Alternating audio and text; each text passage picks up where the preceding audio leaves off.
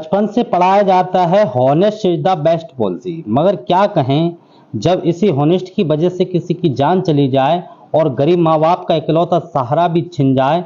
दोस्तों, आज हम जिस घटना की पूरी कहानी आपको बताने जा रहे हैं वह बांग्लादेश की है। 2023 में घटी इस घटना ने पूरे बांग्लादेश में सनसनी मचा दी थी और लोगों में जबरदस्त गुस्सा देखा गया था। इतने भारी गुस्से की वजह थी विक्टिम के साथ हैवान द्वारा की गई हैवानियत। दुनिया इसे सिविली सादे हृदय केस के नाम से जानती है। तो आखिर इस सिविली सादे हृदय केस की पूरी कहानी क्या है, इस कहानी का ईमानदारी से क्या लेना देना था और आगे इस केस में क्या कुछ हुआ, चलिए जानते हैं सब कुछ सिलसिलेवार तरीके से इस वीडियो में। इस केस के एक आरोपी के साथ जो कुछ भी वहां की आम जनता ने किया था वह जानकर आप भी हैरान रह जाएंगे। तो वीडियो में आखिर तक जरूर बने रहें। कहानी में आगे बढ़ने से पहले जल्दी से स्टोरीज बाय दीपक चैनल को सब्सक्राइब कर बेल आइकन जरूर दबा लीजिए। दोस्तों, जैसा कि हमने शुरू में बताया है, कहानी बांग्लादेश की है। इस कहानी का मुख्य किरदार है 20 साल का एक बंगाली लड़का शिवली सादिक हृदय। शिवली का जन्म बांग्लादेश के चट्टोग्राम नाम की जगह पर हुआ था। इसका संबंध एक बेहद ही गरीब परिवार से था। माता पिता बड़ी मुश्किल से 2 वक्त की रोटी जुटा पाते थे। पेशे से शिवली के पिता एक ट्रक ड्राइवर थे।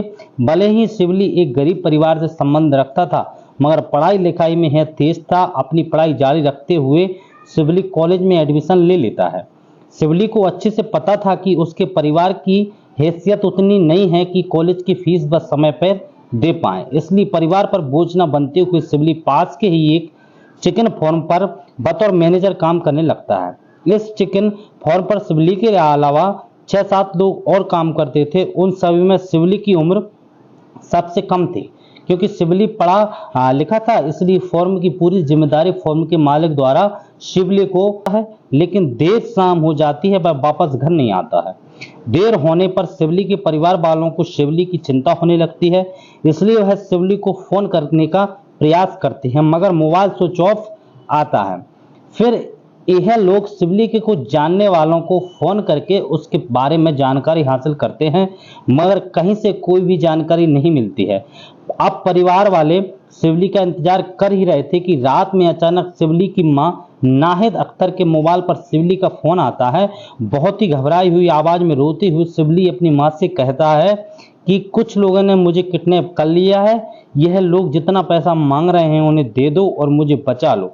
शिवली की मां आगे कुछ कह पाती उससे पहले ही फोन कट हो जाता है। उसके बाद है लोग शिवली से कांटेक्ट करने की कोशिश करते रहते हैं, मगर कांटेक्ट नहीं हो पाता है। फिर कुछ घंटे बाद एक बार फिर से अनजान नंबर से फोन आता है। इस बार फोन करने वाला व्यक्ति कहता है कि अगर तुम अपने बेटे को जिंदा वापस चाहती हो तो 15 लाख बांग्लादेशी टके को इंतजाम कर लो। शिवली के परिवार के लिए 15 लाख एक बहुत बड़ी रकम थी। फिर भी यह लोग कोशिश करते हैं, मगर काफी कोशिश के बाद भी शिवली के पिता बड़ी मुश्किल से 2 लाख का ही प्रबंध कर पाते हैं। अगली बार जब किडनैपर फोन करता है तो शिवली के पिता कहते हैं कि मैं 15 लाख का तो नहीं बल्कि 2 लाख का इंतजाम कर पाया हूं, इसलिए आप फिरौती की रकम कम कर दें। शिवली के पिता की बात किडनैपर पर मान लेता है और अब फिरौती के रूप में 2 लाख की डिमांड करता है। जब शिवली के पिता पैसा देने के लिए रेडी हो जाते हैं तो किडनैपर उन्हें बेटा मारा जाएगा। पैसे लेने के बाद किडनैपर यह भी कहता है कि शाम तक तुम्हारा बेटा घर चला जाएगा। यह सुनकर परिवार वाले थोड़ी राहत की सांस लेते हैं और बेटे के घर वापस आने का इंतजार करते हैं, मगर उनका इंतजार था कि खत्म होने का नाम ही नहीं ले रहा था। होते होते कई घंटे बीत जाते हैं, मगर शिवली नहीं आता है। वैसे तो किडनैपर ने परिवार वालों से पुलिस को कुछ भी बताने से मना करते हैं।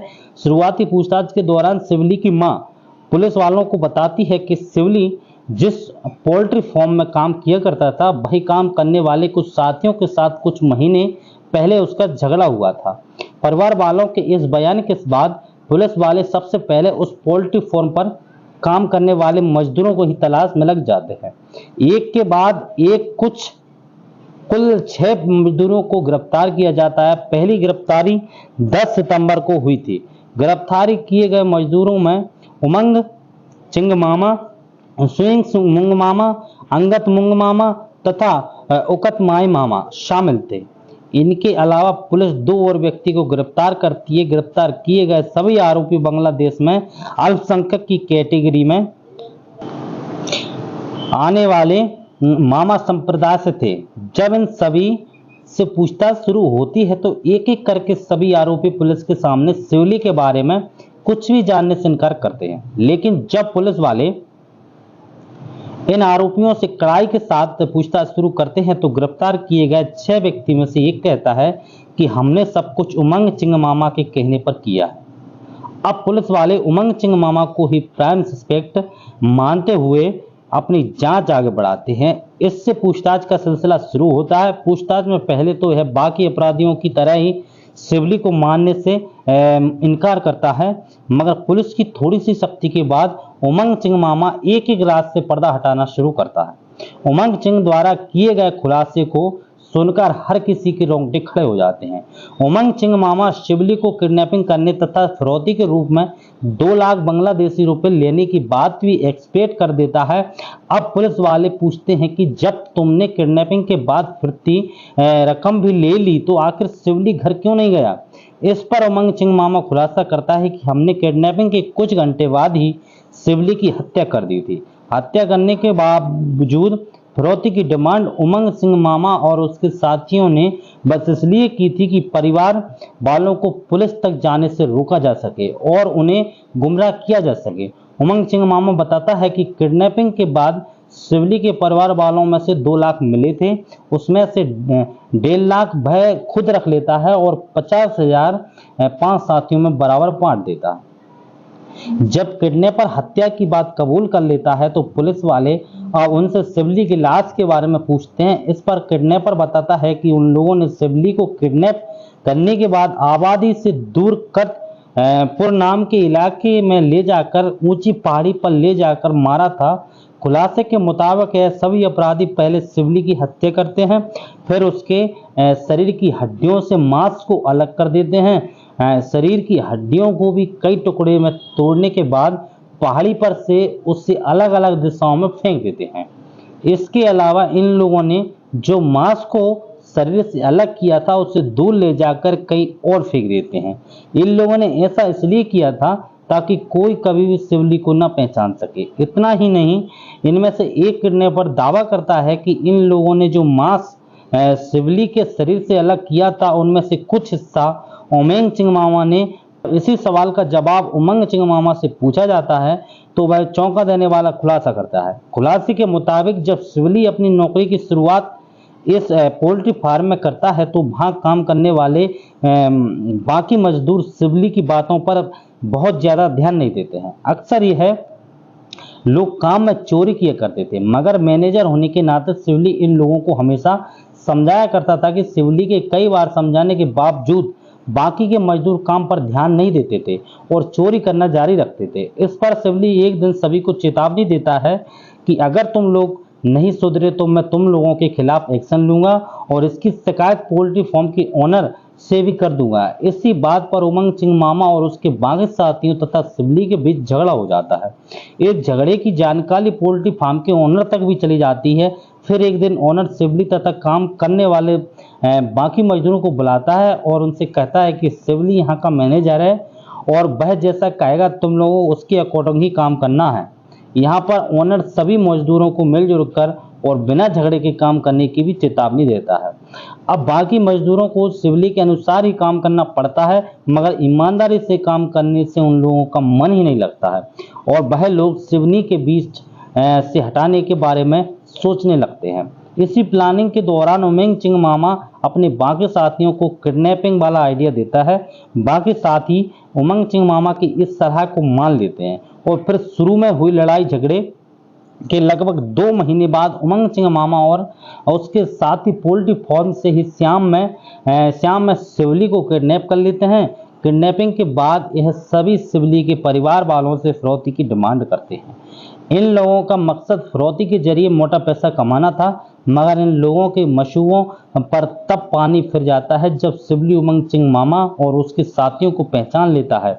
अब इन लोगों को डर सताने लगता है कि अगर हमने फिरते ही रकम लेने के बाद भी शिवली को रिहा कर दिया तो यह सभी को किडनैपर के बारे में पता देगा, हम सभी पकड़े जाएंगे। इसलिए उमंग चिंग मामा अब अपने साथियों से शिवली को जान से मारने के लिए कहता है। फिर वहां मौजूद 2 अन्य व्यक्ति शिवली को जोर से पकड़ते हैं और उमंग चिंग मामा शिवली का गला दबाता है और तब तक दबाए रखता है जब तक कि शिवली की सांस थम नहीं जाती है।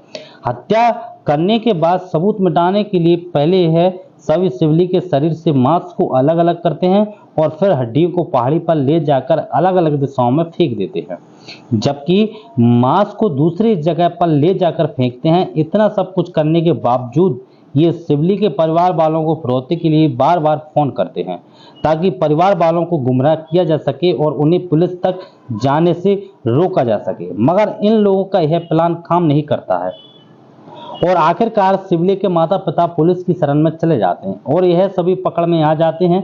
आरोपियों द्वारा किए गए इन सभी खुलासों के बाद पुलिस वालों की कई टीम उस पहाड़ी तक जाती है जहां पर अपराधियों ने शिवली की हत्या करने का दावा किया था। फिर यहां सर्च अभियान चलाया जाता है। सर्च अभियान के दौरान कई घंटों की मशक्कत के बाद फाइनली पुलिस वालों को शिवली के शरीर के कुछ कंकाल मिलते हैं। इसी बीच क्राइम सीन पर अब सब कुछ ऐसा होता है जिसकी उम्मीद किसी को भी नहीं थी। जैसा कि हमने बताया, आरोपियों द्वारा किए गए खुलासे के बाद बांग्लादेश में बड़े स्तर पर मीडिया में इस न्यूज को कवर किया गया था। आरोपियों द्वारा शिवली के साथ की गई हैवानियत की खबर ने लोगों में गुस्सा भी भर दिया था। इसलिए जैसे ही आसपास के लोगों को पता चलता है कि पुलिस आरोपियों को लेकर क्राइम सीन तक सबूत इकट्ठा करने के लिए आई है तो बड़ी संख्या में आसपास के इलाकों में रहने वाले आम लोग यहां जमा हो जाते हैं।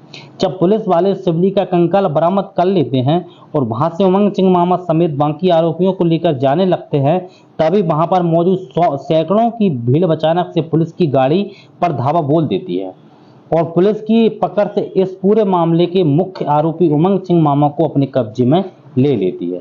पुलिस उमंग चिंग मामा को बचाने का पूरा प्रयास करती है, मगर अगर सैकड़ों की भीड़ इतनी तेजी से उमंग चिंग मामा पर टूट पड़ती है कि देखते ही देखते बस कुछ मिनट के अंदर उमंग चिंग मामा वहीं पर भीड़ द्वारा किए गए अचानक हमले की वजह से दम तोड़ देता है। मुख्य आरोपी की मौत भीड़ के हमले में हो जाती है, जबकि पुलिस वाले किसी तरह की बाकी आरोपियों को वहां से लेकर निकलने में कामयाब हो जाते हैं। बाकी जिंदा बचे आरोपियों के खिलाफ जांच आगे बढ़ती है और फिर मिले सबूत के आधार पर उन सभी लोगों पर किडनैपिंग और हत्या की धाराओं के तहत मामला दर्ज करते हुए मामले की सुनवाई शुरू होती है।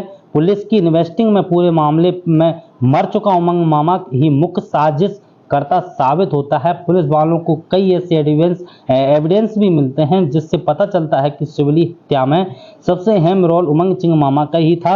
हालांकि शुरू में मामा द्वारा शिवली का मांस खाने से संबंधित जो खबर मीडिया में आई थी वह पुलिस की जांच में सही नहीं पाई जाती है।